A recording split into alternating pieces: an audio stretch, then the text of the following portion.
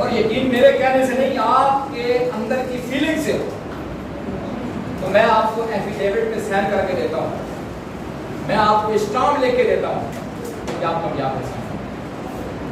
تو اس لیے کیا کرنا ہے؟ یقین کی پاور پیدا کرنا ہے۔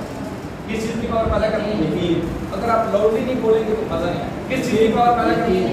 یقین کی پاور پیدا کرنی ہے۔ کیونکہ جو یقین کی راہ پہ چل پڑے انہیں منزلوں نے پناہ دی، جو یقین کی راہ پہ چل پڑے انہیں منزلوں نے پناہ دی، اور جنہیں وسوسوں نے ڈرا دیا وہ قدم قدم پہ بہہ گئے۔ تو کیا کرنا ہے ہم نے؟ یقین پیدا کرنا۔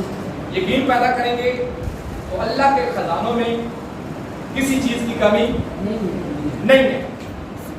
یقین کم ہے تو پھر خزانوں میں کمی آپ کی نظر میں ہو سکتی ہے، اللہ کے خزانوں میں ویسے کمی ہوتی نہیں۔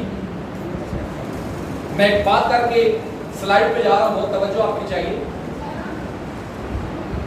ایک بڑا مشہور واقعہ ہے کہ اگر آپ اللہ پاک کی ذات سے مانگنا شروع کر دیں اور اللہ پاک کی ذات آپ کو دینا شروع کر دے، تو آپ اللہ پاک کی ذات سے مانگتے مانگتے مانگتے سارا کچھ مانگ لیں، جو کچھ آپ کے مائنڈ میں، ذہن میں، سوچ میں ہے، اور اللہ پاک کی ذات آپ کو سارا کچھ دے دے، آپ مانگتے مانگتے تھک جائیں گے، اللہ پاک کی ذات دیتے ہوئے نہیں تھکیں گے، اور پھر ایک سوئی کو لیں اور اس کو سمندر میں جا کے ڈبوئیں، اور اس سوئی کے ساتھ جتنا پانی لگے گا اتنی کمی بھی اللہ کے خزانوں میں نہیں ہوگی۔